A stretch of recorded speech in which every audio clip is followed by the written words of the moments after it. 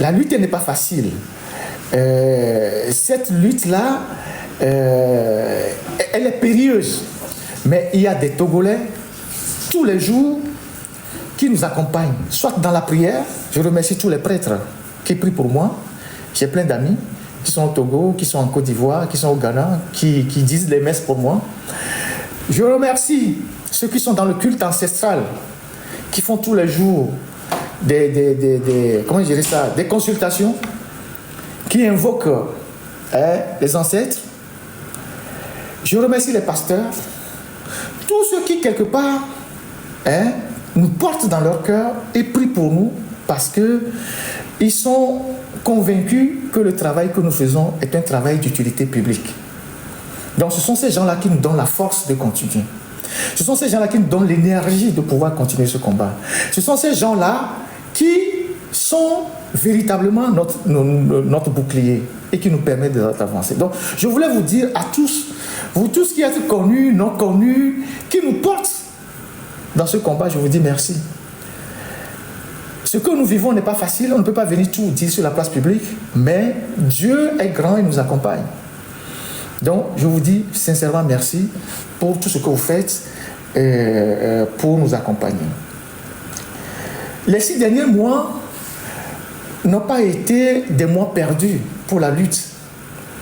Il y a notre sœur, Fleur Line, qui a fait une publication que j'ai vue et que j'aimerais citer ici avant d'aller dans le même sens que ce qu'elle a dit. Je voudrais un instant, s'il vous plaît, un instant.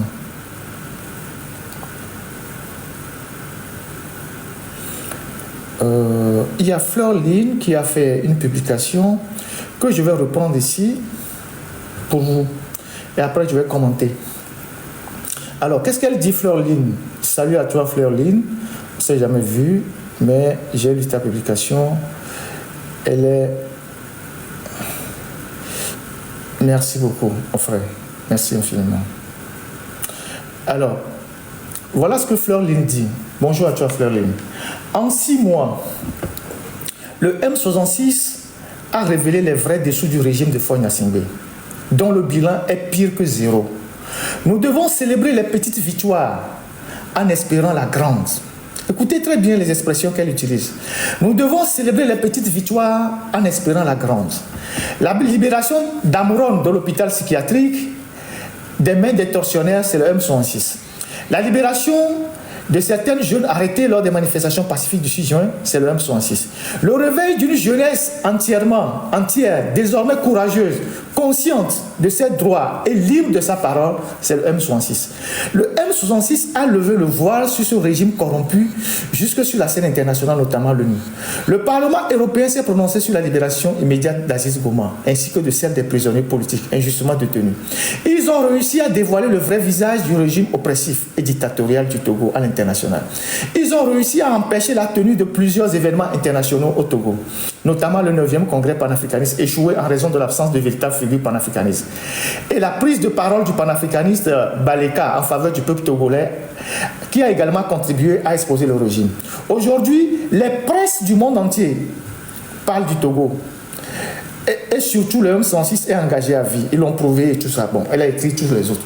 Donc, je ne vais pas lire tout le message. Je vais embrayer dans le même sens en disant ce qui a été fait les 6 derniers mois, c'est un travail collectif. Fleur Line s'est calqué seulement sur le M106, mais il n'y a pas que le M106 seul. C'est un travail collectif de toutes les plateformes, de tous ceux qui, sur la toile, ayant pris conscience de ce que, sur le terrain, la classe politique s'est affaiblie, ont pris le relais sur le plan international, sur les réseaux sociaux, pour remobiliser le peuple. Parce que c'est ça la réalité. Parce que sur le terrain, la classe politique s'est affaiblie, ou du moins, elle n'a plus les moyens. Elle n'a plus les moyens de dérouler ce qu'elle sait faire par le passé. Il y a eu un relais dans la diaspora. Et c'est ça qu'il faut saluer. Et donc, ce n'est pas seulement un travail du M66, c'est un travail de tous les acteurs qui se sont battus pour la mobilisation.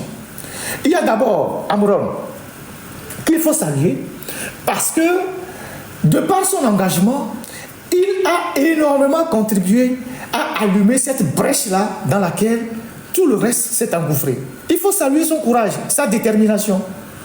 Même si aujourd'hui, il est dans une posture que des gens interprètent chacun à sa manière. Mais c'est par son courage, sa détermination, sa manière d'aller frontalement, tout ça a servi de ferment pour entraîner un déclic sur la scène.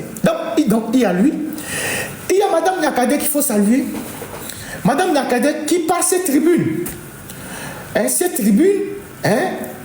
une première tribune, une deuxième tribune, une troisième tribune, a contribué à fournir des éléments, des outils, des billes à tous ceux qui commentaient l'actualité pour mettre en difficulté Faure Gnassingbé. Il ne faut pas l'oublier. Elle s'est vraiment battue pour ça. Aujourd'hui, elle est en prison.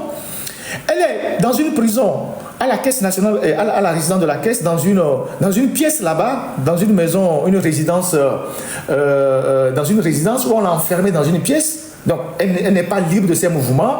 Elle n'a qu'une seule pièce dans laquelle elle se trouve. Elle n'est pas libre même de marcher dans la cour. Mais cette dame-là, elle a 63 ans, 64 ans.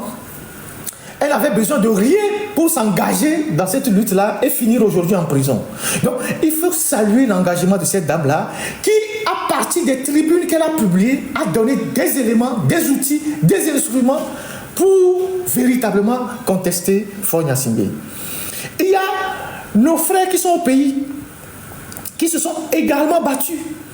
Les jeunes, les femmes courageuses, comme les Koumaï, comme les Amavi, tous ces gens-là se sont battus fondamentalement, malgré les risques qu'ils prenaient pour mettre à nu le système. Il ne faut pas l'oublier. Ce sont des gens que nous devons porter dans notre cœur, nous devons encourager. Imaginez que ce que Mme Nyakadé a fait. Il y avait par exemple 2, 3, 4 barons qui décidaient de rompre avec Faure Gnassingbé en sortant tous les secrets d'État. Aujourd'hui, Faure Gnassingbé serait totalement à terre. Mais l'autre, elle a eu le courage de le faire. Elle savait qu'elle allait finir en prison. Donc, par Amron, par exemple, le M66 est né. Je dirais que c'est Amron qui a créé le M66. Moi, j'ai entendu beaucoup de gens qui disent « Ah oui, M66, Ferdinand fait... » Moi, je ne savais rien de M66, en fait. C'est Amron et ses amis qui ont lancé le M66. Moi, à un moment donné, j'ai porté ma voix parce que j'ai trouvé que c'est le mouvement qui portait la contestation. Et comme on l'a toujours fait, même pour les partis politiques depuis longtemps. Et donc, par les actes Amron, le M66 est apparu. Comment il est apparu, comment ils se sont organisés, eux-mêmes ils le savent, ils le diront un jour. Ensuite, il y a toutes les plateformes au niveau de la diaspora qui ont allumé des lives tous les jours pour dénoncer, pour conscientiser, pour attaquer le régime. Tout ça a participé à la mobilisation. J'ai fait ma part en tant que journaliste. Je ne pense pas avoir fait plus que d'autres personnes. Je ne pense pas avoir fait plus que d'autres acteurs, mais chacun a fait sa petite part pour mobiliser, conscientiser, pour amener ces révoltes qu'on a connues et qui nous ont permis de mettre en difficulté le régime de Faure Gnassingbé. En 6 mois, comme Fleur Ling l'a dit, jamais depuis 3 ans, les médias n'ont jamais autant parlé du régime de Faure Gnassingbé. Depuis 3 ans ou 4 ans. Jamais. C'est vrai qu'à travers nos réseaux, on a activé beaucoup de médias, mais il y a d'autres médias qui sont rentrés dans la dynamique. Les médias sont comme ça. Quand il y a une information quelque part que beaucoup de médias relèvent, d'autres médias rentrent dedans. On a eu même des New York Times qui ont parlé du Togo. On a eu les Washington Post qui ont parlé du Togo. On a eu un journal allemand, je pense que c'est The Bild qui a parlé du Togo. Depuis 4 ans, il n'y a pas eu autant de médias qui ont parlé du Togo, qui ont mis le projecteur sur le Togo en mettant à nu le régime de Faure Gnassingbé. Tout ça, c'est le travail qui a été fait par nos frères, nous tous. Pas par une seule personne, par tout le monde. La conférence d'Alain Foka a été neutralisée. En une journée, sa conférence a été neutralisée. Ça, c'est la force de ce qu'on a fait sur les réseaux sociaux, de tout ce que les Togolais ont fait sur les réseaux sociaux. Donc, il faut qu'on soit reconnaissant à tous ceux qui ont participé à cette mobilisation-là. Nos sœurs, les Amazones, qui sont sur les réseaux sociaux, des jeunes dames qui, généralement, on ne les voyait pas dans la politique, mais qui se sont mobilisées. Toutes les jeunes dames qui animent les panels, certains même au risque de perdre leur boulot, parce que certains sont dans des boulots sensibles. Mais en plein boulot, ils allument des lives pour dénoncer Faure Gnassingbé, dénoncer sa gouvernance. Et ils sont nombreuses. Je ne saurais les citer tous. Les Noélie, la Marraine, les Ashley, les Bassivi Damrod, les Esseni, les, je sais pas, les tables rondes, je sais plus. Elles sont tellement nombreuses. Les dames de cœur, tous ces gens-là. On fait des lives en longueur de journée. Les Jamie, tout ça, voilà. Tous ces gens, Farida, tout ça, ont fait une mobilisation terrible. Aïcha, je vous salue tous, les jeunes dames, pour ce travail immense que vous avez eu à faire. Tout comme Diva Récré, tout ça. Tout comme des Africains, les Corolais, les Joël, tous ces gens-là, qu'on ne connaît pas, mais que des Togolais sont allés pistonner pour venir nous accompagner. Et donc, le travail n'a pas été vain. Aujourd'hui, Faure est bousculé de tellement qu'il est obligé d'aller faire des alliances contre nature qui fragilisent davantage son régime. C'est la pression qui fait que Faure est obligé de courir dans tous les sens, d'aller nouer des alliances. Parce que les alliances qu'il va nouer, c'est pour sauver son régime. Et donc, en allant nouer de nouvelles alliances, il met en cause ses anciens chefs qui le regardent et qui se disent, mais lui là, il joue avec le feu. Aujourd'hui, Faure Gnassingbé, il ne dort plus. C'est à cause de qui? C'est à cause de cette diaspora-là. Toutes ces plateformes. Je ne veux pas citer les hommes pour que les gens disent après que j'ai cité celui-ci, j'ai oublié l'autre. C'est pourquoi j'ai cité les dames. Non, excusez-moi pour les hommes. Hein? C'est tout ce travail-là qui a amené Faure Gnassingbé aujourd'hui dans une situation difficile. Il y a ceux qui vont vous dire non, il ne s'est rien passé, mais il s'est passé beaucoup de choses. Si Faure construit aujourd'hui des tranchées à la frontière du Ghana, on ne sait pas ce qu'il redoute. S'il construit des tranchées aujourd'hui à la frontière du Ghana, c'est peut-être qu'il redoute quelque chose. C'est cette pression-là qui l'amène ainsi.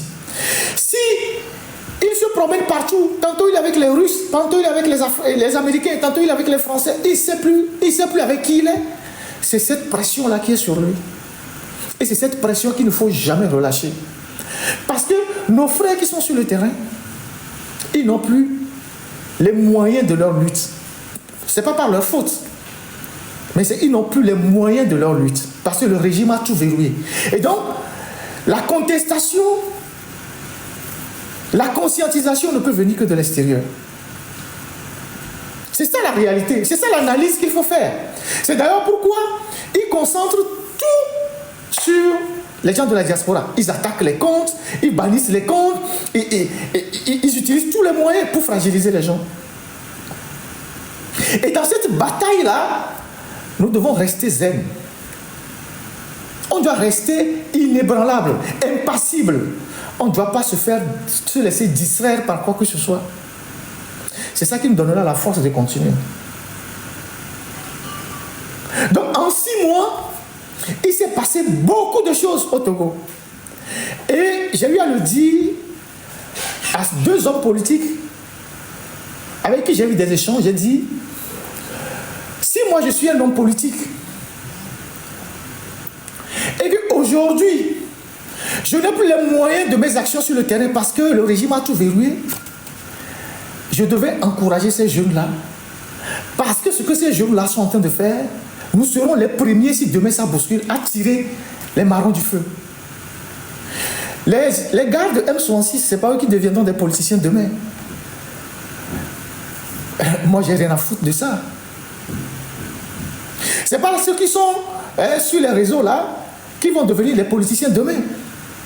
Mais aujourd'hui, ils participent à la contestation. Ils se sont engagés et le peuple les écoute. Quoi de plus normal, si je suis un homme politique, de les encourager à faire mieux que ça, sachant qu'eux, ils ne vont pas devenir demain mes concurrents et tirer les morins de feu. Mais il y a certains hommes politiques, ils ont vite vu en ces jeunes-là des concurrents qu'il faut casser. Alors que ces jeunes-là ne sont pas leurs concurrents. Ils sont juste des gens qui viennent catalyser une situation qui est restée pendant longtemps en léthargie. Moi, j'aurais été un homme politique que ce que je ne peux pas faire aujourd'hui sur le terrain, je vais encourager beaucoup de jeunes à faire ça. Sachant que ces jeunes-là, demain, ce n'est pas eux qui vont faire la politique, c'est moi qui vais faire la politique. C'est vous qui allez faire la politique. Je parle des hommes politiques, pas moi.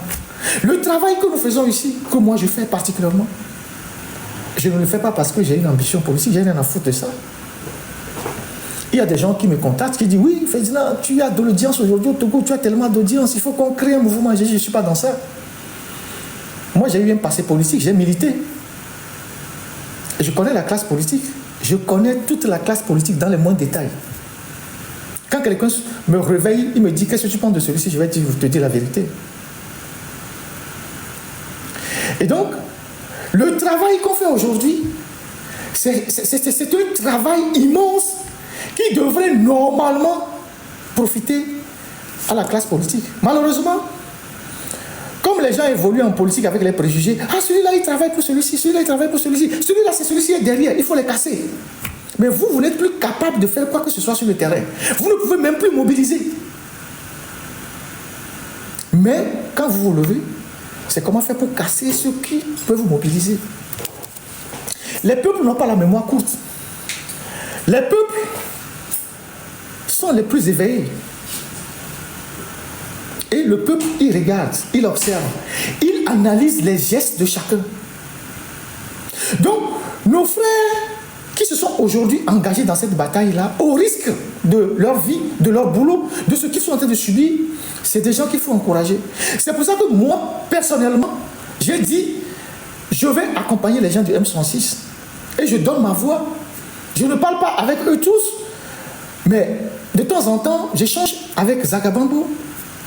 Mais ça me suffit largement. Mais aujourd'hui, je me réjouis qu'il y a des Togolais dans la diaspora qui sont nos aînés, que je ne vais pas citer ici, qui accompagnent ces jeunes-là. Il y a un groupe de sages qui les accompagne, qui font des réunions avec eux, qui les encouragent. Et nos grands frères-là, il faut féliciter leur hauteur d'esprit. Ils ont compris que ces jeunes, ils font quelque chose de plus que ce qu'eux, ils n'ont pas pu faire. Ils les accompagnent. Quand il y a des petits problèmes, il les aide à les régler. Il y a des malentendus, il les règle à les aider. C'est de grands doyens qui sont dans la lutte, que vous connaissez. Je ne vais pas donner leur nom. Mais qui travaillent avec nos frères là, qui les conseillent. Donc, nous devons nous concentrer sur la lutte. C'est le plus important. Oui, Arimata, salut aussi, je n'ai pas oublié. Il ne faut pas se fâcher. Il ne faut pas se laisser distraire. Et pendant longtemps, moi j'ai traversé des zones de turbulence. Autant le régime, autant les activistes de UNIR, autant quelques types qui se réclament de leur leader. Les gens m'ont attaqué, je n'ai jamais répondu. Je ne perds pas le temps pour des choses comme ça parce que je suis convaincu que le temps va révéler les uns les autres. Et je ne suis jamais dans les querelles de distraction. Et je vais vous montrer d'où je tire ma force. Je vais vous montrer pourquoi je regarde mais je ne réagis jamais. Parce que ce qui importe à celui qui veut vous déstabiliser, c'est de créer des histoires pour vous sortir de votre piste, vous éloigner de vos objectifs. Et donc, nous devons rester focus sur les objectifs de la lutte. Il y a des gens qui m'appellent Delomé. Vous savez, il y a de cela 5 ans, quand j'ai dénoncé fort sa mauvaise gouvernance et tout, il y a des gens qui menaçaient, qui disent oui, toi, on va t'assassiner, on va faire ci. Aujourd'hui, il y a des gens dans UNIR. Quand il est 14h, ils sont là pour suivre mon live. Et ils apprécient ce que je dis. Ils disent, j'avais raison plus tôt. Mais plus, c'est-à-dire, en dehors du peuple togolais, mes plus grands admirateurs sont dans le parti au pouvoir. C'est des gens qui disent, ils disent la vérité. Que notre chef se fout de nous, Fort se fout de nous, c'est lui seul qui compte. Il nous utilise. Aujourd'hui, il y a des problèmes dans UNIR. Il y a énormément de problèmes dans UNIR. Les gens sont déçus dans UNIR. Je vous assure. Beaucoup de gens sont déçus dans UNIR. Donc, il y a des gens, même dans l'armée, quand il y a des gens qui m'insultent, ils disent oui, Ferdinand, tu vois, ces gars-là, on peut les chicoter à l'ombre parce qu'ils sont nos admirateurs. Je leur dis non, ne leur faites rien, ce sont des jeux.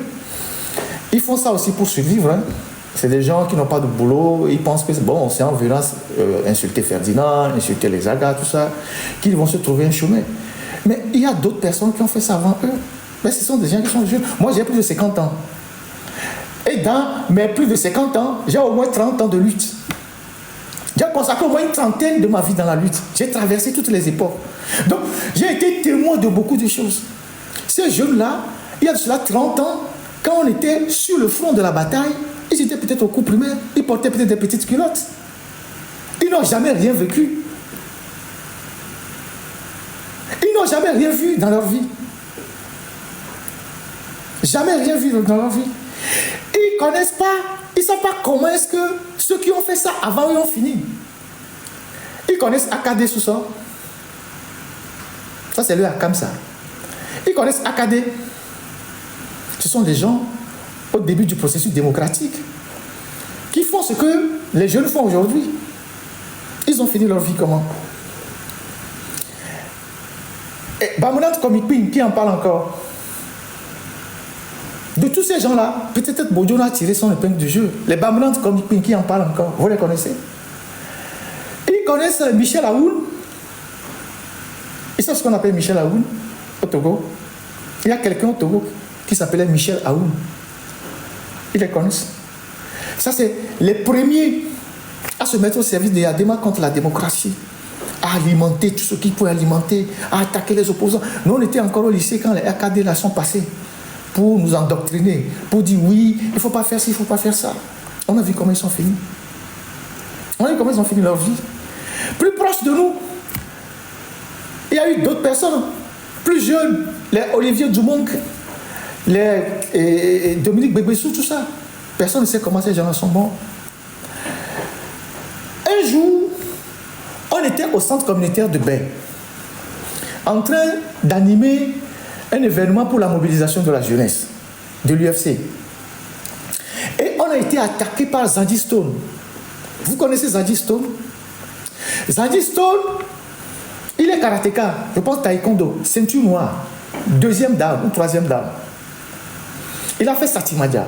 C'est des gens qui ont retourné leur veste et de retour de Satimadia, ils lisaient les motions pour Yadema et tout ça. Yadema leur donnait beaucoup d'argent et qui se sont constitués comme des milices et qui attaquaient les gens. Et ce jour-là, Zadie Stone est arrivé avec tout son groupe, avec des barres de fer, des machettes au centre communautaire de Baie. J'ai vu des crânes des gens fracassés comme ça. Ils nous ont tabassé tous, tabassé tout le monde. Et ils ont brisé les vitres là-bas, cassé les choses. Les gens ont lancé les pavés partout. Est-ce que ce Zadie Stone vit encore? Est-ce qu'il vit encore? Parce qu'entre-temps, il était tellement malade qu'il était au CHU Tokwe. Personne ne s'occupait de lui. Donc, ces jeunes qui font ça, ils ne savent pas que d'autres ont fait ça avant eux. Donc, je disais à cet ami-là de ne pas trop se préoccuper de ces enfants-là. Ils n'ont encore rien vu. Ils viennent d'arriver. Ils ne savent pas ce que d'autres personnes ont fait ça avant eux, y compris même dans la presse. Ils ne savent pas que d'autres personnes ont fait ça avant eux et qu'ils ont fini très mal leur vie. Donc, le peu d'argent qu'on leur donne aujourd'hui pour venir attaquer les gens, tout ça, il ne faut pas les regarder. À la fin, certains finiront empoisonnés parce qu'ils auront été trop utilisés. Certains finiront malades parce qu'en mangeant, ils vont leur mettre des trucs dans le corps et ils vont finir leur vie. Donc je disais à l'ami de ne pas trop se préoccuper d'eux. C'est Fort qui est le problème des Togolais. Le jour où Fort tombe, tous les petits là, on peut régler leur compte facilement. Donc ce n'est pas la peine d'aller dépenser l'énergie pour vouloir aller régler les comptes à des gens parce qu'ils sont en train de nous insulter, non? Le jour où Fort tombe, Fort c'est leur protecteur. Le jour où ils tombent, mais c'est qu'eux, ils ont une vie difficile. Mais ils sont persuadés que Fort va tomber. Nous sommes persuadés que Faure, il est plus à la fin de son règne qu'au début.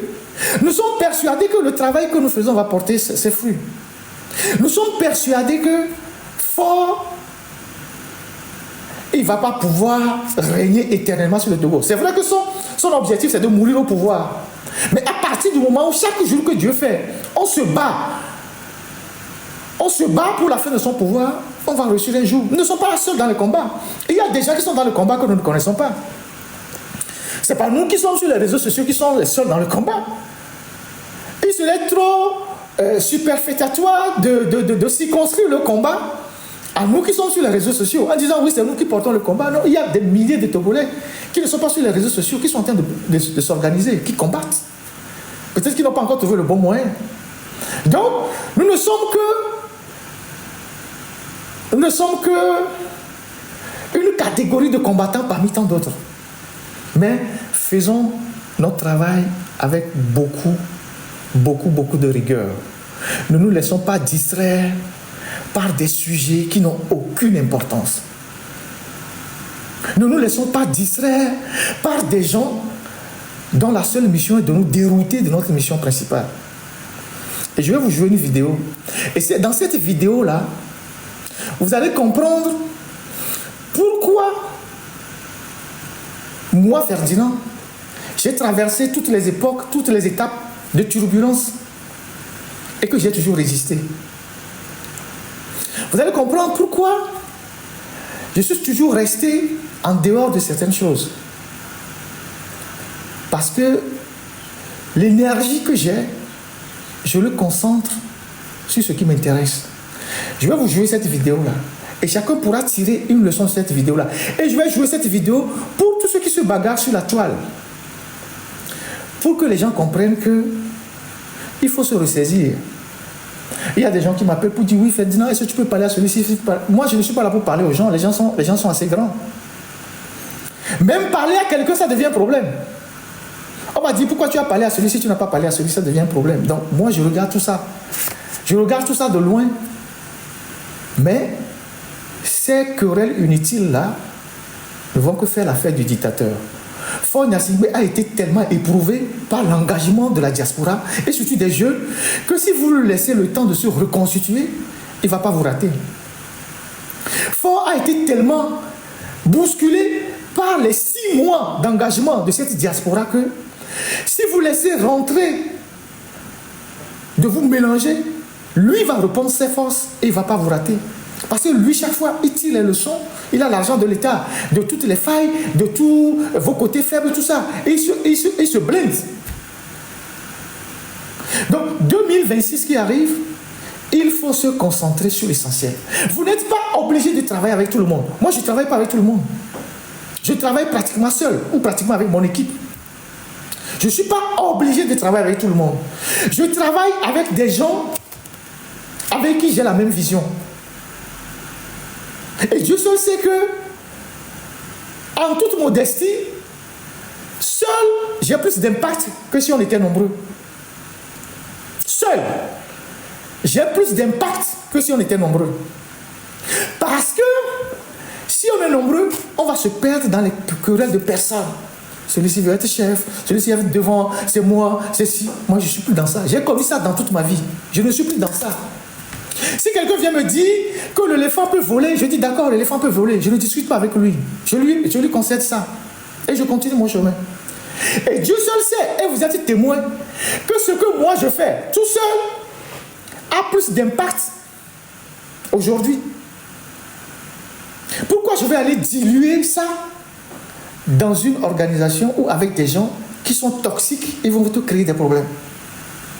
Je préfère continuer à avoir plus d'impact seul. Si quelqu'un d'autre aussi peut faire une autre partie du boulot, la personne le fait.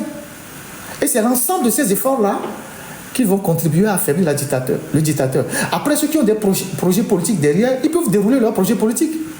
Si quelqu'un veut être, je ne sais pas, un grand politicien demain, il a une ambition demain, ouais, vous pouvez faire vos trucs. Mais moi, je mène aujourd'hui une lutte désintéressée. Désintéressé, et vraiment désintéressé, juste parce que je veux que mon pays change. Je veux que le Togo change. C'est en mettant ce désintéressement dans la lutte qu'on évite les querelles de personnes. C'est en mettant ce désintéressement dans la lutte que les gens ne verront pas en vous un concurrent, quelqu'un qui veut prendre la place de quelqu'un, quelqu'un qui veut être devant. Moi, je ne suis devant rien du tout. Je suis juste dans la dénonciation. C'est tout. Après, ceux qui ont des projets politiques, ils peuvent voir avec leurs amis, ils peuvent créer leur club parce qu'ils ont des projets politiques. Ils veulent devenir député demain, président demain, tout ça. Vous pouvez aller créer votre club. Moi, je ne suis pas dans ça. Et je travaille pour moi. Et je travaille pour mes convictions. Je travaille pour mes principes. Parce que j'entends les gens dire, oui, il est l'ami de celui-ci. Parce que qu'est-ce que j'en ai à foutre? Ça fait plus de 30 ans que moi je bosse. Ça fait plus de 30 ans que moi je conteste le régime togolais. Il y a cela 30 ans là, c'est quelqu'un qui m'a dit de rentrer dans la lutte. Il y a 30 ans, c'est quelqu'un qui m'a dit rentre dans la lutte.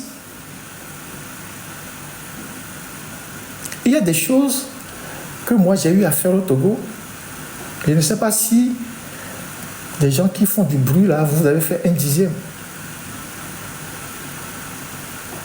Quelqu'un parmi vous, ceux qui me suivent là, sur la toile là, est rentré une fois dans une caserne avec des tracts. Quelqu'un parmi vous, vous tous qui me suivez là, est rentré une fois dans une caserne avec des tracts. Sachant que s'il est arrêté, il est mort, on va le fusiller.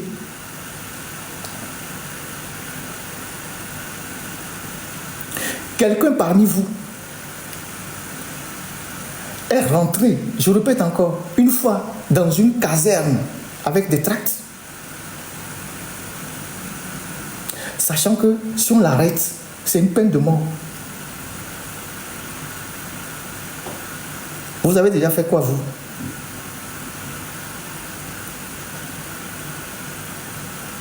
Quelqu'un est déjà rentré dans la brousse.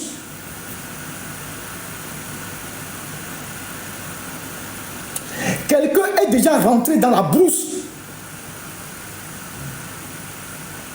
pour faire des cérémonies au Togo, invoquer les ancêtres pour que le Togo soit délivré.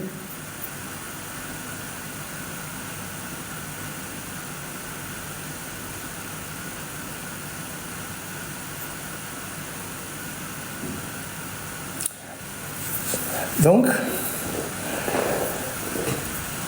on a fait ce qu'on peut faire, on continue de faire ce qu'on peut faire pour le Togo.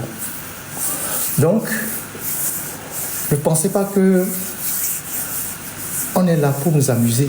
C'est justement parce qu'on n'est pas là pour nous amuser qu'on ne doit pas s'amuser avec la lutte, qu'on ne doit pas dérouter la lutte de son objectif, qu'on ne doit pas s'enfermer dans les polémiques inutiles, qu'on ne doit pas se laisser entraîner dans des débats sans tête ni queue. C'est pour ça qu'on doit rester concentré. Parce que si vous n'êtes pas concentré, l'adversaire va vous liquider.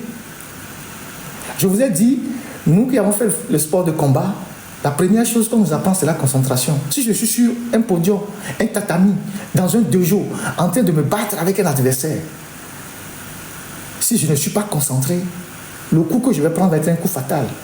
Donc je dois toujours monter la garde. Et c'est à cela que moi j'invite tout le monde. Vous n'êtes pas obligé de travailler avec tout le monde, mais travaillez avec les gens avec qui vous avez les mêmes visions. Ça évite les petits problèmes de personnes. Ah oui, c'est celui-ci a fait ça, celui-ci a fait ça, celui-ci a fait ça.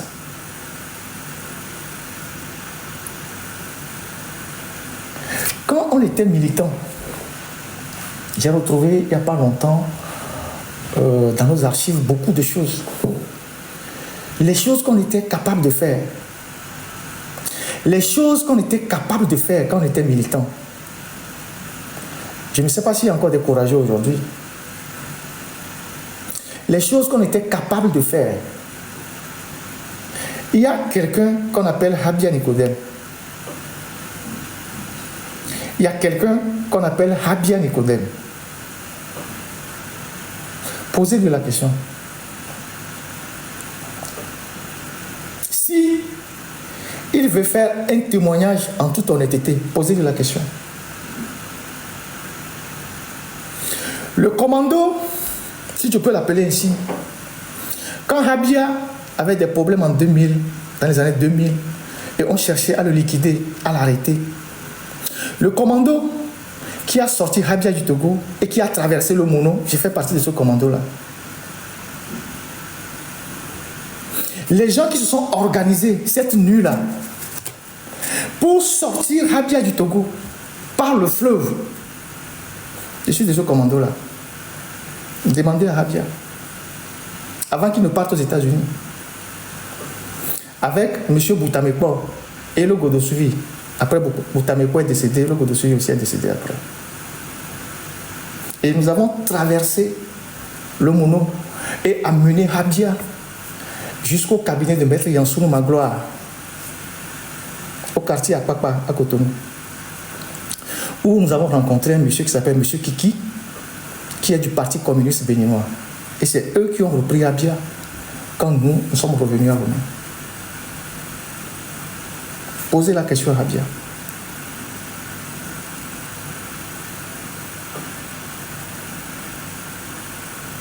Pendant qu'il était recherché, poursuivi, la nuit là, on l'a pris. On est allé chercher même de l'argent. On n'avait même pas d'argent.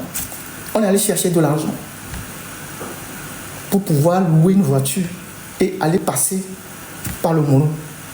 Lui mettre, je ne sais pas, le déguiser, lui mettre tout ça un chapeau sur la tête, prendre la pirogue et traverser le Mono et arriver au Bénin. Il y a 25 ans. Il y a 25 ans. Donc, il y a des choses qu'on n'a pas besoin de venir étaler sur la toile. La lutte n'est pas encore finie. Il y a beaucoup de choses qu'on garde pour nous. Pour le moment. Le jour où il faut parler, on parlera. Donc, il faut qu'on avance. Et je vais vous jouer cette vidéo technique. Tu ne deviens inébranlable qu'au moment où tu comprends que la confrontation n'est jamais une question de force, mais une question de psychologie. Ceux qui gagnent ne sont pas ceux qui crient le plus fort, ni ceux qui montrent leurs dents. Ceux qui gagnent sont ceux qui maîtrisent l'équilibre invisible entre le calme absolu et la menace silencieuse. C'est cette ligne fine que Machiavel explorait, et c'est sur cette ligne que tu vas marcher. Être inébranlable commence d'abord par un principe simple. L'autre ne te touche que si tu lui donnes accès à ton monde intérieur.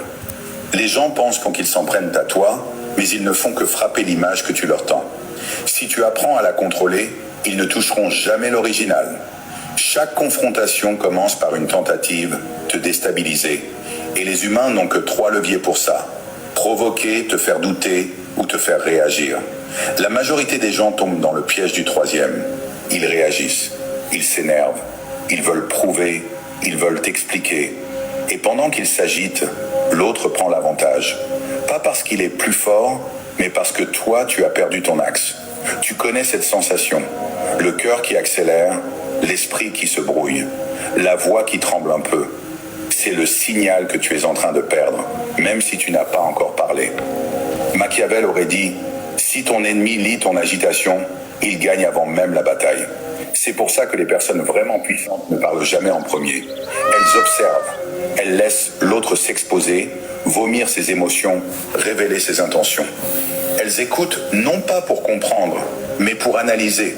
Parce que le calme n'est pas une façade, le calme est une stratégie. Quand quelqu'un te provoque, l'erreur la plus courante est de répondre à son niveau émotionnel. Il est agressif, tu deviens agressif. Il hausse la voix, tu hausses la voix. Il exige, tu réponds.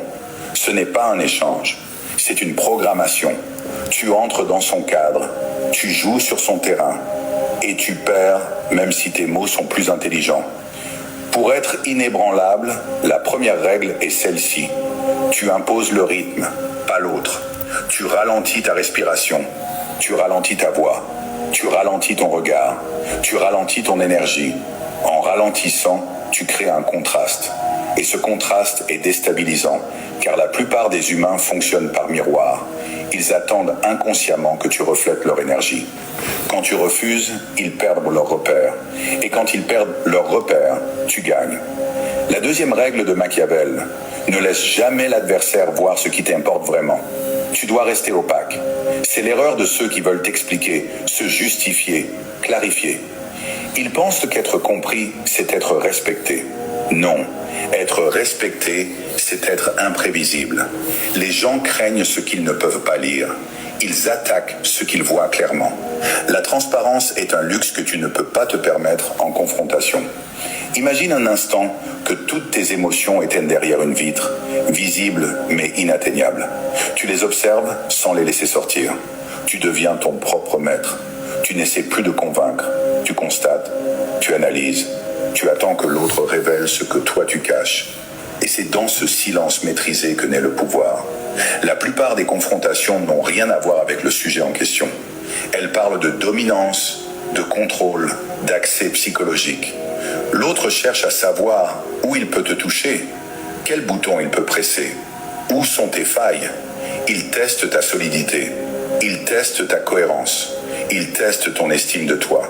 Et chaque réaction impulsive lui donne une information précieuse. C'est pour ça que la vraie force n'est pas dans les mots. Elle est dans ce que tu refuses de dire. Être inébranlable, c'est être capable de laisser quelqu'un s'agiter devant toi, sans ressentir le besoin de le calmer, de le corriger ou de l'expliquer.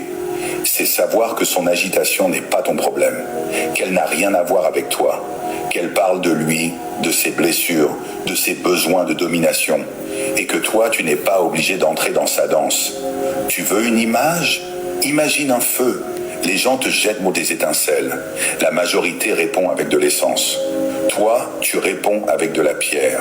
Tu ne t'enflammes pas, tu absorbes. Et c'est là que la tension change de camp. La psychologie humaine est simple. Celui qui perd patience perd la position haute. Celui qui veut convaincre perd la position haute. Celui qui veut se défendre perd la position haute. Celui qui montre qu'il tient à l'issue perd la position haute. La position haute n'est pas une posture arrogante. C'est un état interne, un axe, un calme glacial, un centre de gravité psychologique. C'est ce que Machiavel appelait la solidité du prince, la capacité de rester immobile au milieu du chaos. Mais cette immobilité n'est pas passive, elle est stratégique. Tu ne restes pas calme parce que tu es gentil, tu restes calme parce que tu veux comprendre. Qu'est-ce que l'autre veut ? Pourquoi maintenant ? Qu'est-ce qu'il essaie d'obtenir ? Quel est son manque ? Où est sa peur ? Tu veux un secret ? Les humains n'attaquent jamais depuis la force, toujours depuis la peur, toujours depuis le manque, toujours depuis l'insécurité. La personne agressive a peur de perdre son statut. La personne manipulatrice a peur de perdre son avantage. La personne arrogante a peur d'être vue telle qu'elle est. La personne qui te rabaisse a peur que tu te reconnaisses. Celui qui comprend la peur de l'autre gagne, parce qu'il voit les points faibles, parce qu'il comprend les motivations cachées, parce qu'il lit les intentions derrière les mots. Et au lieu de réagir, il choisit. C'est la troisième règle. Ne te laisse jamais entraîner dans une confrontation émotionnelle. Quand tu sens ton rythme cardiaque changer, fais le contraire de ce que veut ton instinct. Ton instinct veut répondre. Ton instinct veut prouver. Ton instinct veut se défendre. Ton instinct veut survivre. Mais ton instinct est animal. Ton pouvoir, lui, est stratégique. Tu n'agis pas selon ce que tu ressens. Tu agis selon ce qui te sert. Tu ne parles pas pour vider ton cœur. Tu parles pour obtenir un avantage. Tu veux savoir comment les gens puissants parlent en confrontation ? Par phrases courtes, ralenties, mesurées, sans justification, sans émotion, sans précipitation.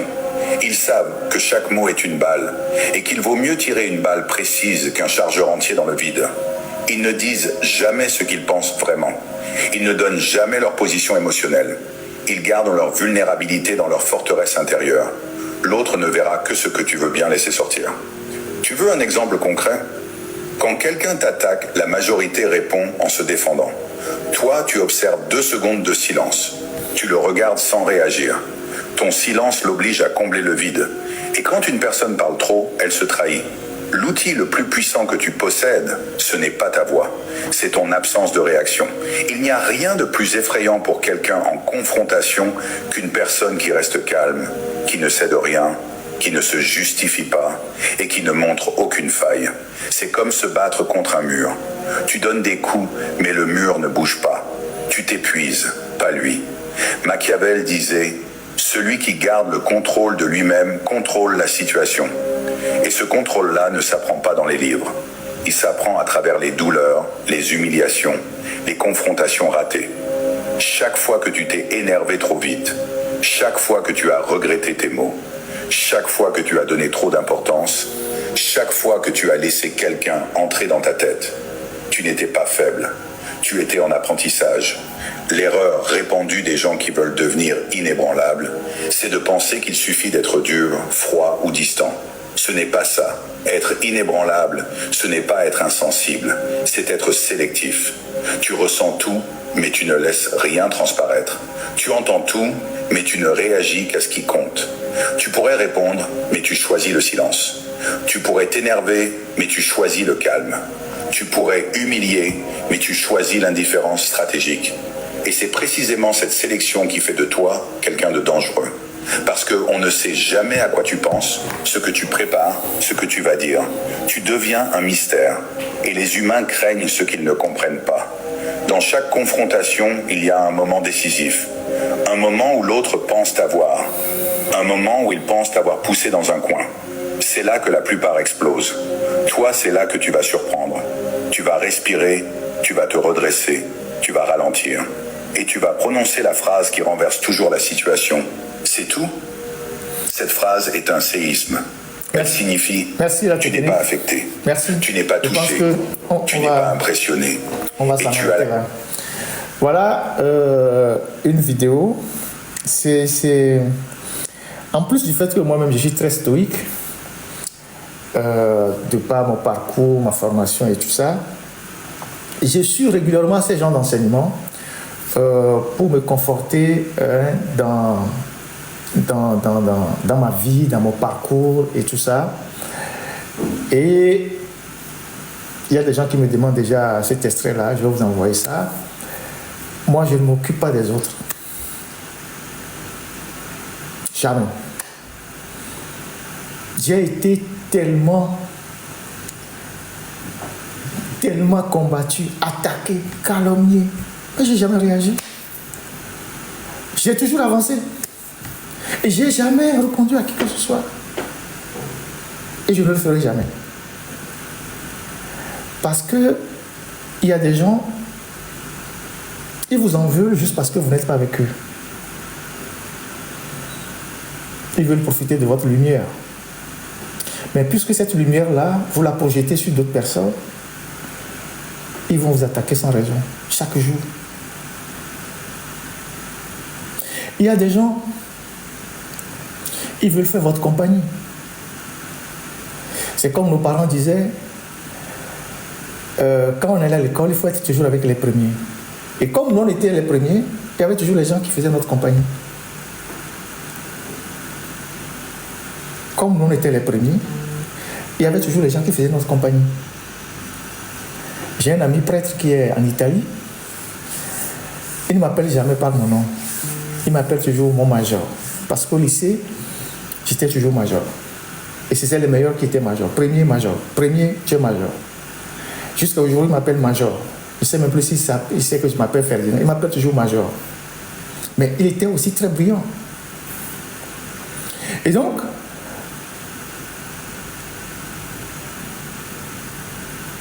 dans la vie, c'est ça. Dans la vie, c'est ça. Et en politique aussi, c'est ça. Il y a plusieurs hommes politiques. Ils vous en veulent parce que vous avez cessé de les porter.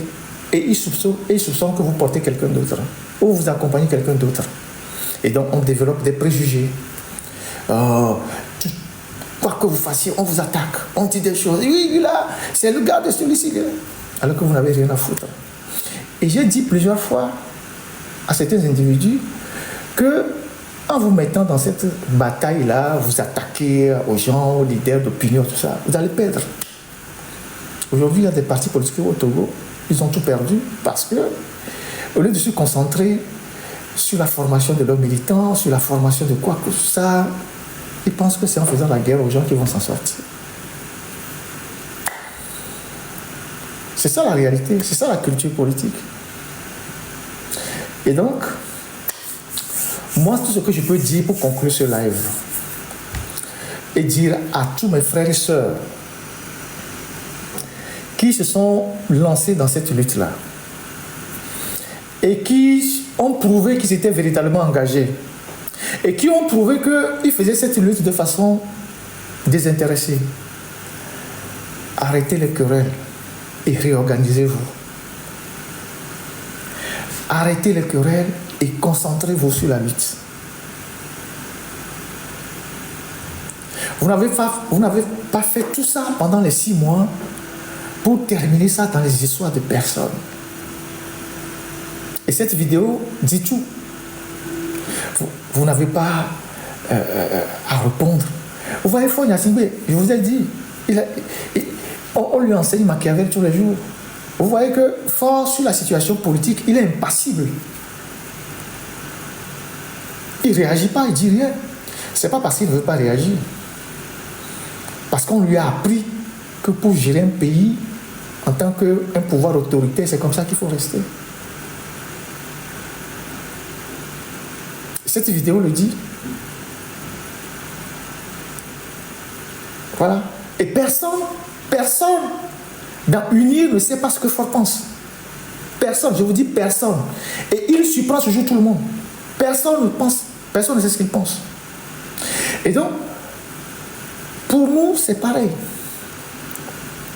Quand on cherche à te dérouter, il faut rester droit dans tes bottes. Celui qui le fait quand il sera fatigué, ou c'est l'opinion même qui va lui régler son compte. Vous n'avez pas besoin de réagir. Il y a un adage qui dit on répond à un imbécile par le silence. Et c'est ce silence-là qui est la force quand vous êtes dans une lutte. Le silence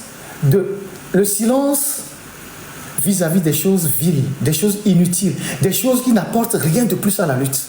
Le silence de tout ce qui vous distrait. Le silence de tout ce qui cherche à vous entraîner vers autre chose que la lutte. Le silence vis-à-vis des gens qui ont un autre agenda que l'agenda de la lutte. Il faut les ignorer. Et donc, moi, je voudrais inviter tous nos frères. Je ne suis pas un modèle. Je suis loin de l'être. Mais j'ai quand même un parcours assez long, inspirant. J'ai tout vu dans ma vie. Et je pouvais, moi aussi, comme d'autres personnes, franchir le Rubicon, être tenté par des choses de ce monde et tout ça. Mais j'ai choisi mes convictions. Et je suis resté fidèle à mes convictions jusqu'à aujourd'hui. Et je fais cette lutte parce que j'aime fondamentalement mon pays et je veux que mon pays change. Je ne sais pas s'il y a autant de Togolais qui consacrent leur vie à la lutte. Il y en a certains, mais pas autant que moi je le fais. Et ce n'est pas gratuit. Tous les jours, vous recevez les cours, tout ça. Mais vous restez focus. Donc, chers amis, il faut que vous vous concentrez sur la lutte. Vous êtes de grandes personnes, vous êtes d'un certain âge. Ce n'est pas nous qui allons venir vous appeler un à un pour vous dire arrêtez ça, arrêtez ça, arrêtez ça. Si vous estimez qu'il y a des gens avec qui vous ne pouvez pas travailler, juste parce que vous n'avez pas les mêmes objectifs, continuez votre chemin. Ne perdez pas le temps sur ces personnes-là. Si vous estimez qu'il y a des gens qui ne sont pas clairs avec vous, continuez votre chemin. Parce que nous sommes dans un combat mortel. Nous sommes dans un combat mortel. C'est un engagement à vie. Donc, on peut trouver la mort dedans. Donc, dans cette disposition-là, il ne faut pas blaguer avec qui que ce soit. Il ne faut pas s'amuser avec ce que ce soit. On est dans un combat mortel. La dictature ne nous fera pas cadeau. Faure ne nous fera pas cadeau. Je vous assure que chaque jour que Faure se lève, c'est comment faire pour neutraliser tout ce qui le dérange. Et ce qui le dérange aujourd'hui, c'est ceux qui sont dans la diaspora. Ceux qui le dérangent aujourd'hui, c'est ceux qui sont dans la diaspora et portent le combat. Ceux qui sont sur le territoire, ils n'ont plus les moyens. Ceux qui sont sur le territoire, ils n'ont plus les moyens. Je veux parler des organisations politiques. Ils n'ont plus les moyens. Je ne veux pas revenir sur l'histoire de comment est-ce qu'ils n'ont plus les moyens. Ils n'ont plus les moyens. Ils ne peuvent plus drainer foule, ils ne peuvent plus faire des trucs, ils n'ont plus les moyens. Donc, eux, au contraire, ils doivent souhaiter que les jeunes qui sont dans la diaspora et qui n'ont aucune ambition politique puissent secouer le cocotier pour que eux, ils puissent récupérer les noix de coco qui tombent. C'est comme ça qu'on allie l'intelligence à la stratégie. Je me répète, si moi j'étais un homme politique, si moi Ferdinand j'ai un agenda politique et que je cherche le pouvoir au Togo, je serai le premier à donner même plus de moyens aux gardes de M66, tous ceux qui sont sur la toile là, qui contestent fort. Je vais leur donner tellement de moyens que moi je vais rester tranquille quelque part. Dès que le truc tombe là, moi je sors et je dis voilà, j'ai une ambition politique. Je ne vais pas les voir en concurrent. Je ne vais pas chercher à les déstabiliser. Je ne vais pas chercher à les réduire au silence, à dire oui, non. Je vais plutôt les encourager. Parce que ce qu'ils font aujourd'hui, moi, je ne peux pas le faire sur le terrain. Il y a certains qui ne peuvent pas le faire sur le terrain parce qu'ils sont à la tête de partis politiques. Et comme on est à la tête d'un parti politique, il y a une réglementation. Il y a des appels, des mots d'ordre que vous ne pouvez pas lancer. On va dissoudre vos partis politiques. Vous avez des organisations de la société civile. On peut les dissoudre. On peut vous arrêter parce que vous n'avez pas les moyens de faire ça. Mais ceux qui sont à l'extérieur et qu'on ne peut pas toucher, qui eux, ils sont les sans-fous la mort, eux, vous pouvez les encourager à secouer le régime. Et vous qui êtes sur le terrain, c'est vous qui allez vous organiser pour tirer les marrons du feu. Donc ces jeunes-là, vous ne pouvez pas les voir en concurrent. Vous devez les voir en complément à la lutte que vous faites. Zagabambo, vous le voyez, il va faire politique où? Tokovi PC, il va faire politique où? Picasso, il va faire politique où? Et Kodjovi Toga, il va faire politique où? Mokonzi, il va faire politique où? Ah mais on dit pas en politique ça. Peut-être l'année nous va 3. Mais là va dire peut-être récompense de nawe. On dit pas en politique ça. On dit pas ni député ça. On dit pas ni président ça. Ouais, ils sont venus pour secouer le cocotier. C'est des gens qui viennent allumer la mèche. Donc ah mais on l'a encouragé. Mais m'a dit ne va nous mettre côté. Non le mettre côté c'est qu'on l'a mis côté. Ni la baou écoute non. Vous n'avez pas même pas besoin de savoir de quel côté ils sont. Vous devez les encourager à secouer le régime. Et à la fin, c'est vous qui allez tirer les marrons du feu. C'est vous qui allez tirer le nécessaire. Vous imaginez les journalistes que moi j'ai mobilisés pendant les 6 mois pour faire des articles sur le Togo. Je ne l'ai pas fait parce que j'ai un agenda politique.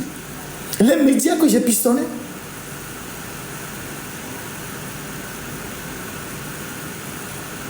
C'est ma contribution. Donc, chacun à son niveau, il contribue selon les moyens qu'il a. Donc, éloignez-vous de tous ceux qui sont dans les polémiques inutiles, ceux qui veulent créer des problèmes de personnes, ceux qui veulent se faire je ne sais pas quoi, et concentrez-vous sur la lutte. Le peu que vous faites, ça a de l'impact sur le régime. Si ce que nous faisons n'a pas d'impact sur le régime, Ford ne pouvait pas déployer pendant les 6 mois tout ce système qu'il a déployé. Vous imaginez le nombre de comptes qu'ils ont bannis sur la toile? Moi, j'ai eu au moins 5 ou 6 comptes de notre journal alternatif qui ont été bannis. Ça, c'est sur TikTok. Sur Facebook, au moins 4 comptes. Ça comptait les vidéos que leurs partisans font pour discréditer les gens, insulter les gens, tout ça. Tout ça fait partie de la riposte qu'ils organisent. Si ce que nous faisons n'a aucun impact sur eux, ils ne vont pas développer tout ça. Ford est obligé de courir aujourd'hui partout pour nouer les alliances, même parfois des alliances contre nature. Parce qu'il sait que quelque chose le chauffe. Et cette chose-là, elle est portée par la diaspora. Donc moi, je voulais inviter nos grands frères qui sont dans la diaspora. Nos doyens qui de temps en temps consultent et conseillent nos jeunes, les aident. Nos doyens qui sont sur la toile, les Tino, les Raoul, les Ben Djagba, les Takili, je sais pas, tous ces gens-là, Dani, tout ça, Ali Akondo, tout ça, je vous prie de reprendre nos jeunes et de les recadrer. Vous êtes les grands frères qui les conseillent, de les recadrer pour que la lutte soit réorganisée en 2026. Le harcèlement permanent du dictateur amène le dictateur à commettre les faux pas. Le harcèlement permanent du dictateur amène le dictateur à commettre des choses qui vont le faire perdre le pouvoir. Et donc, il ne faut pas baisser le bras. Donc, les lives que vous faites, il faut les recentrer sur le combat. Voilà ce que moi je voudrais partager avec vous. Et je voudrais vous souhaiter tous bonne et heureuse année 2026. Que le Seigneur, Allah, la Providence, nos ancêtres, tout ce à quoi vous pensez ou vous adorez, qu'ils nous accompagnent. Parce que nous sommes sur le bon côté de l'histoire. Nous sommes du bon côté de l'histoire. C'est l'histoire que nous sommes en train d'écrire aujourd'hui. Demain, quand cette situation sera décantée, quand les historiens vont écrire l'histoire, ils diront ceux qui véritablement ont participé à cette bataille-là. Peut-être nous ne serons plus là, mais ils diront à un moment donné, il y a ci, il y a ci, il y a ci, il y a ça. Donc, il faut que nous soyons du bon côté de l'histoire. Il faut que nous comprenions que les Nyasingbe ne peuvent plus rien faire pour le Togo. Les gens qui ont envie de secourir les Nyasingbe, sachez que les Nyasingbe, ils ne peuvent plus avancer. Ils finiront par tomber. Et si vous les suivez, vous allez tomber avec eux. Et vous rentrerez du mauvais côté de l'histoire. Et donc, nous devons nous organiser. Moi, j'évoluerai comme journaliste. C'est ce que je sais faire de mieux. Et je ferai ma part. Et d'ailleurs, en 2026, je vous avais promis une plateforme. Elle est totalement prête. Une plateforme sécurisée sur laquelle on va recueillir des dossiers, des informations sensibles. On a pris 1 an pour la concevoir. Elle est maintenant prête. Elle sera mise en orbite en 2026. En 2026, on lancera une web télévision à partir d'ici. Une web télévision. On est sur le projet, on a tellement avancé. On va lancer une web télévision. Et peut-être, on ne sera plus trop sur les réseaux sociaux pour les lives, mais on va avoir une télévision, web télévision carrément. Et en plus du site internet. Et je tiens à remercier toute l'équipe qui travaille avec moi. Je vous ai dit que je ne suis que le visage de toute une équipe. Tous mes confrères qui travaillent avec moi. Nous sommes tellement nombreux. Dispatchés en France, aux États-Unis, au Sénégal, au Togo. Et nous sommes comme une famille. Des gens qui ont cru en moi. Et qui savent que je ne suis pas un leader. Mais je suis un humain, je suis quelqu'un de bien. Et malgré les difficultés, nous avons toujours continué par travailler. Et nous sommes là où nous sommes aujourd'hui. Si les peuples togolais nous portent aujourd'hui, c'est parce que nous avons travaillé. Nous sommes montrés vraiment sérieux. Et on a travaillé avec beaucoup de rigueur. C'est pour ça qu'on est là où on est aujourd'hui. Bien évidemment, tout le monde ne peut pas vous aimer. Et Jésus n'a pas fait l'unanimité, Mahomet non plus, Bouddha non plus. Donc tout le monde ne peut pas vous aimer. Donc les gens sortiront pour dire Ferdinand, les gens vont t'insulter. Ça c'est naturel. Le jour où tu fais l'unanimité, tu n'es plus un humain. Le jour où on te dit que tu es le plus beau, tu n'es plus un humain. Donc les gens vont t'attaquer de partout parce que tu déranges les gens. Et donc ça va arriver. Donc je voudrais remercier tous mes camarades, mes confrères, mes collaborateurs. Ils sont au moins une dizaine. Hein. Il y a actuellement ceux qui font le modo sur les lives, sur les trois canaux. Il y a ceux qui sont la technique et tout ça. On travaille vraiment comme une équipe, comme une famille. Comme une famille. Et on est très solidaires. C'est ça la vraie vie. On est très solidaires. Vous avez vu le groupe Magic System, ils sont 4. Et il y a un qui est le fixeur. Et les autres sont derrière. Et chacun d'eux participe à cette musique-là qui résonne et qui fait du bien pour nous. Nous, on est au moins une dizaine. Avec un fixeur devant. Et donc, je vous souhaite vraiment une très très très bonne année 2026. Que 2026 nous apporte beaucoup plus de punch, beaucoup plus de courage, beaucoup d'abnégation, beaucoup de lucidité, pour que nous prenions la hauteur sur des choses qui n'ont pas d'importance, pour que nous prenions de la hauteur sur des choses qui n'ont aucune utilité et qu'on se concentre sur l'essentiel. Que la providence même nous accompagne. Nous sommes sur le bon chemin et on va y arriver d'une manière ou d'une autre. Fort même le sait et ses collaborateurs le savent. On va y arriver forcément.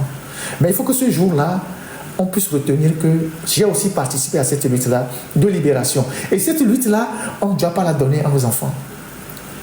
Ce combat-là, nous ne devons pas le transmettre à nos enfants. Parce que nos enfants ne seront pas autant engagés que nous. C'est vrai qu'il y a des jeunes aujourd'hui, des enfants aujourd'hui, à Lomé, ils écoutent les lives de Ferdinand. C'est pour ça que quand je parle, je donne des idées qui seront peut-être exploitées plus tard si demain je ne suis pas là. Parce que je suis une denrée périssable, je peux tomber du jour au lendemain. Mais il faut laisser des choses qui vont permettre aux gens de s'inspirer pour demain. Donc c'est très important. Donc, mes chers amis, je vous dis merci. Merci pour ces 12 mois d'accompagnement. Merci pour votre soutien. Merci pour vos encouragements. Merci de nous avoir supportés aussi. Merci de nous avoir d'avoir supporté nos humeurs, nos défauts, nos qualités. Merci d'avoir supporté tout ça. Et c'est ça qui fait de nous des êtres humains. On n'est pas des dieux. Merci pour tout ce que vous avez fait. Et nous espérons que l'année prochaine, on sera toujours solidaires pour avancer dans cette lutte-là, pour le bien de notre peuple. Le peuple togolais attend énormément de nous. Moi, je reçois tellement de messages. Le peuple togolais attend énormément de nous. Les gens pensent que c'est de la diaspora qu'une partie de la solution va arriver. Il faut qu'on les entende. Il faut qu'on les écoute. Il faut qu'on se mette au travail. C'est ça le plus important. Le reste n'a aucune importance.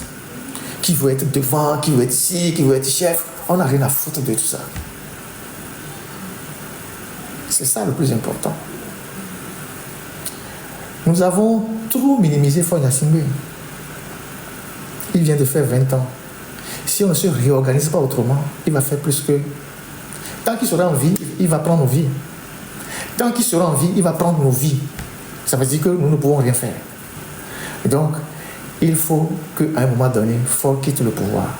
Et pour que Faure quitte le pouvoir, ce n'est pas une question d'élection. Parce que vous aurez les gens qui vont vous dire, ouais, il y a l'élection. Les élections, c'est dans 5 ans. Donc, vous voulez supporter Faure encore dans 5 ans? Les élections, c'est dans 5 ans. Les élections, là, c'est dans 5 ans. Et dans les 5 ans, là, vous ne pouvez rien faire. Ils ont déjà la machine qui est huilée. Donc, vous allez encore attendre dans 5 ans.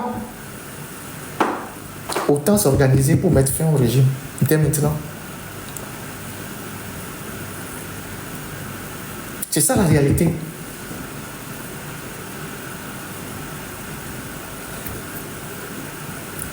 Donc, bonne année, bonne fête et que Dieu vous bénisse. Merci à la technique. Je ne sais pas s'il y a quelque chose que je n'ai pas eu à dire. Technique, est-ce qu'il y a quelque chose que je n'ai pas dit? Tous les